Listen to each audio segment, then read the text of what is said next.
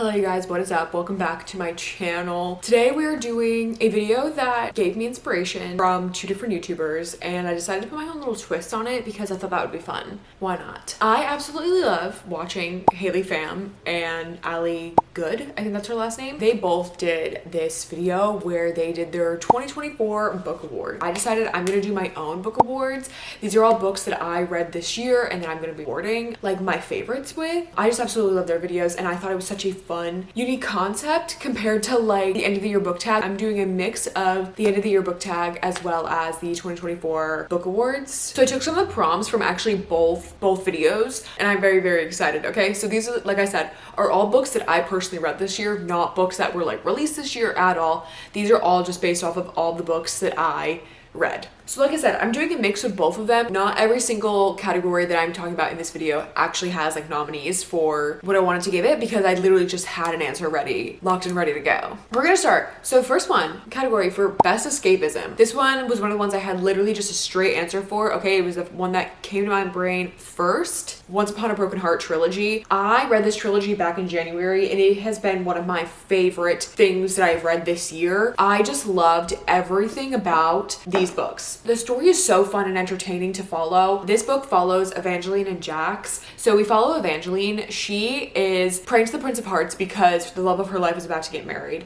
And she prays to the Prince of Hearts that he will stop this wedding. She prays to him and he comes and he ends up stopping the wedding. He drives a hard bargain. He decides he'll stop the wedding if give him 3 kisses to use at his convenience. Because his kisses are fatal, so he can't. So he can enchant her with magic to make someone do what they want. Yeah, a super fun, unique storyline. Absolutely love it. I highly recommend this series. This is a 5-star series for me. And like I said, just the setting and best escapism, because literally just like the places that they go in these books and the way that everything is described is so amazing and beautiful. The storyline and the writing is so romantic. Everyone like says lyrical, and I understand what they mean, but I go with more like romantic in a sense, because it's obviously very fairy tale like. Absolutely love that about this series. Our next category is one that I made up on my own, and that is the one that made me the most giddy. The giddy category. Okay, this one does have a few nominees, and I actually didn't decide on a winner for this one. The nominees are 2 of the books I do not physically have. I read them on my Kindle. 2 books by Elsie Silver, which is actually Heartless and Reckless. And then the third nominee is Icebreaker by Hannah Grace. Like I said, I don't know, because I felt so giddy while reading all of these, but I think I'm actually gonna go with Reckless by Elsie Silver. I don't know what it is about Theo and Winter. Literally, Theo made me so giddy. I literally couldn't stop myself from like blushing while I was reading their story. I was like sitting there and I was like, the whiplash it gave me, but also like the butterflies.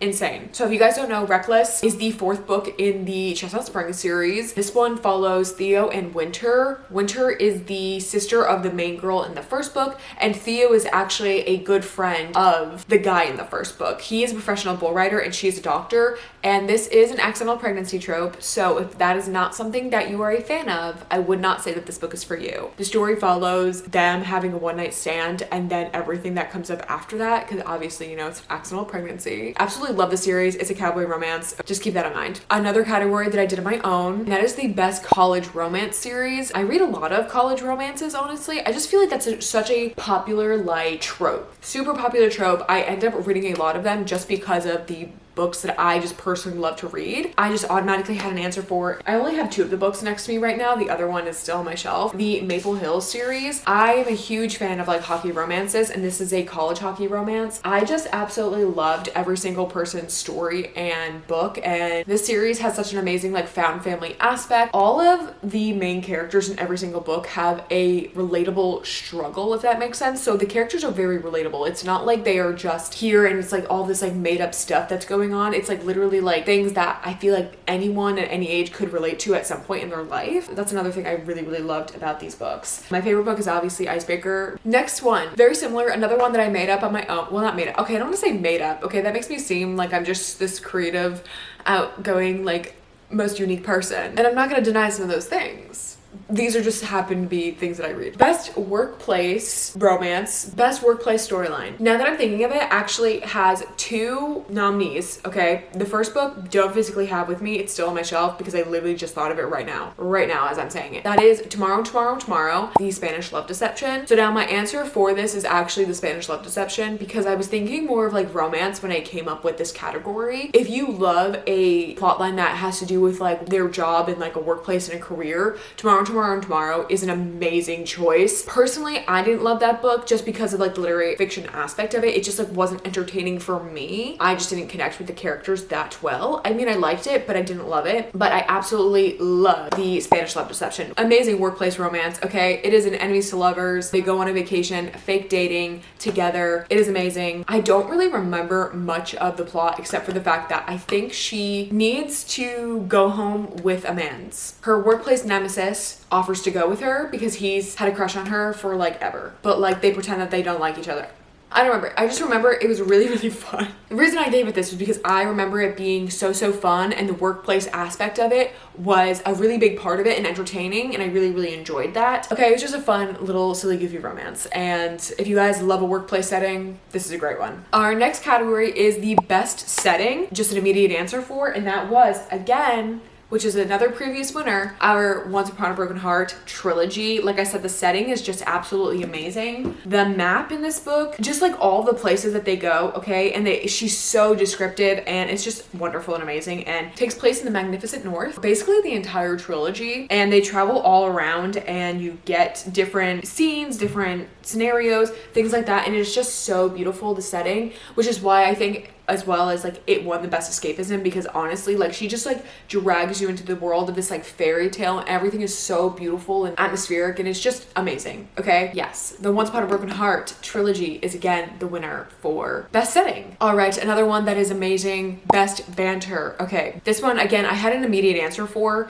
and that was Powerless by Lauren Roberts. I may not have loved this book, but I will give it to Lauren Roberts. She does write amazing banter. Okay, these 2 characters, when they interacted and when they were fighting with each other, I literally couldn't like help but smile and be a little bit giddy, despite the fact not loving the story itself and the book. The characters I absolutely loved, and I absolutely loved their connection and their banter. The banter is so good. For me to not like a book but then say the banter is amazing, I think that speaks volumes. I don't know, that's just me. Next up we have best plot twist. Now, I did not read a lot of thrillers or mystery books this year, but the first one that came to mind when I wrote down this category was instantly A Good Girl's Guide to Murder. I've only so far read the first book. The first plot twist, I guess, because there is more than one in here, I did know. I don't remember exactly how it was spoiled for me, but it was spoiled, one of them. But then the second one, I literally didn't see coming, and I was like, wow, oh my gosh, okay. Like, it was a huge, to me, it was like, oh my gosh, do you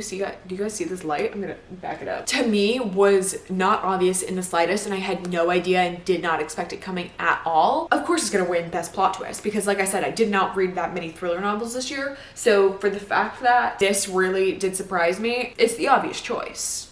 Our next category is our favorite book couple, and this one, I want to say it like didn't take me that long. It took me a little bit, but not that long to come up with an answer for, and that is again another already winner, Stassi and Nate from Icebreaker.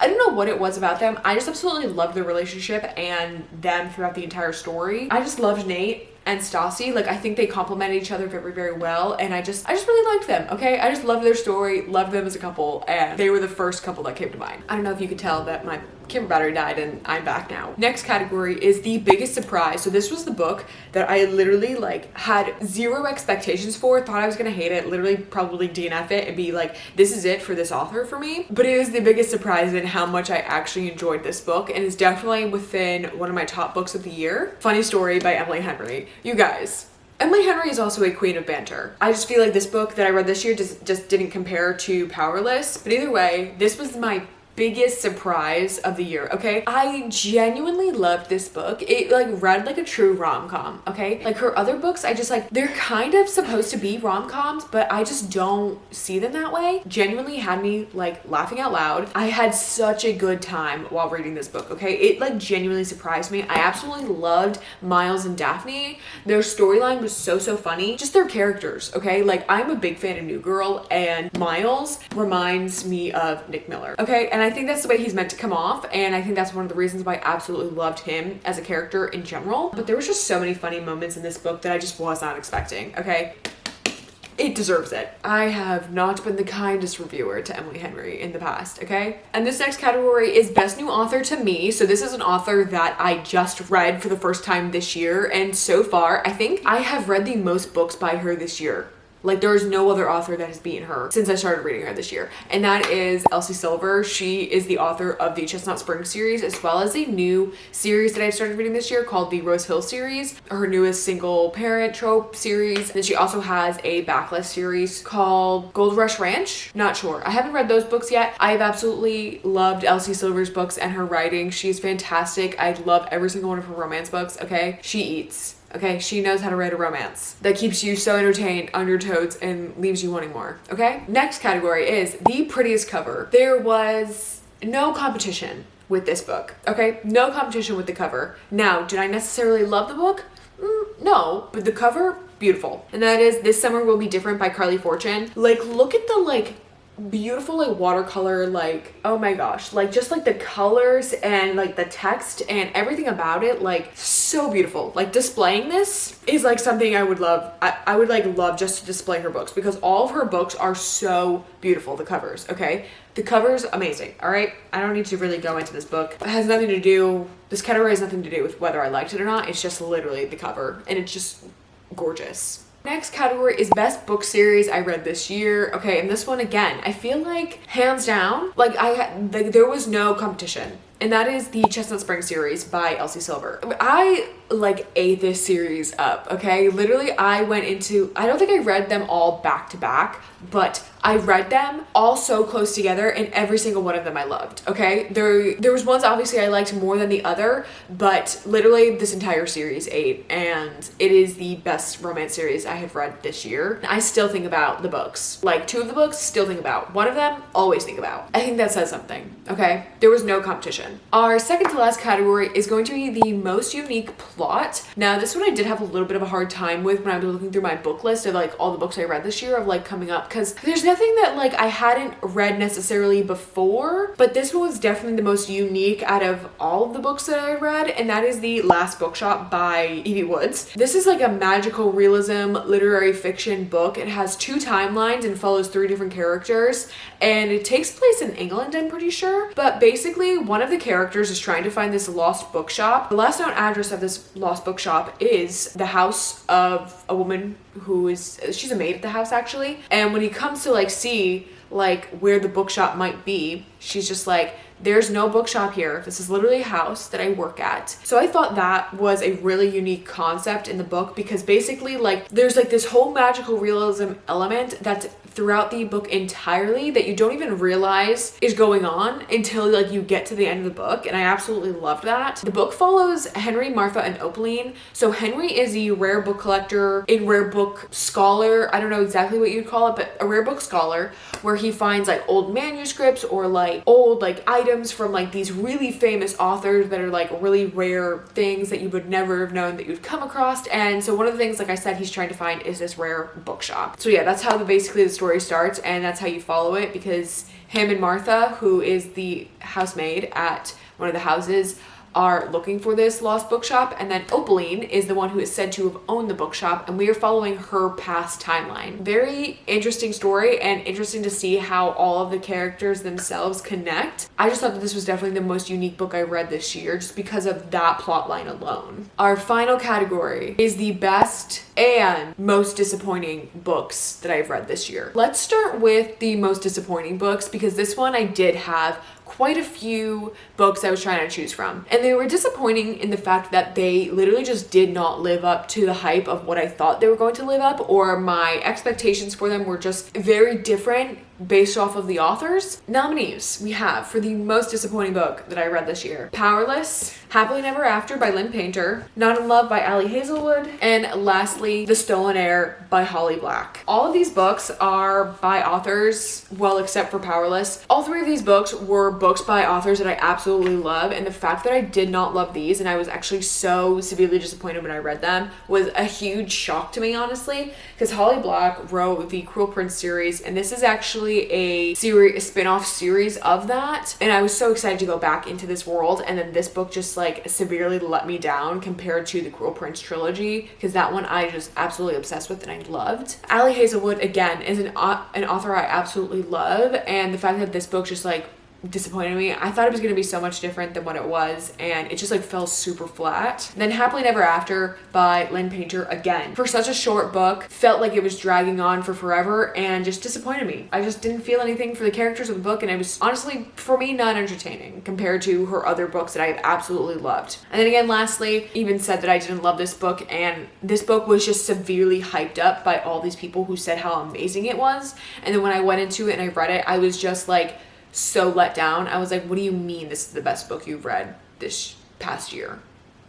The math wasn't mathing. Our winner, Powerless by Lauren Roberts. Okay, this was definitely the most disappointing, like I said, because of how hyped up this book had been within the last year. Not this year specifically, but in 2023 when it had come out, everyone hyped this book up. Everyone and their mom was talking about this book and how much they were obsessed with it. And I do feel like some of the people on Book Talk or BookTube feel like they maybe exaggerate how much they actually love this book just because so many other people love this book. I'm not afraid to say that I don't love this book because I didn't. I literally feel like it was such a copy and paste of like the Hunger Games, and literally I was like, what is going on? And even parts of it, like of Harry Potter as well, like there was a part in there that I was like, literally this happens in Harry Potter. And again, my camera battery is flashing, so we're gonna move off from this and we're gonna move on to the best book that I read this year, and that is Heartless by Elsie Silver. I am constantly going back to this book and thinking about it, okay? I absolutely loved the romance between Willa and Cade. This is a single father nanny trope romance. So good. Cowboy romance. Amazing. Okay, if you don't believe me, then why did she win so many categories in my favorite books this year?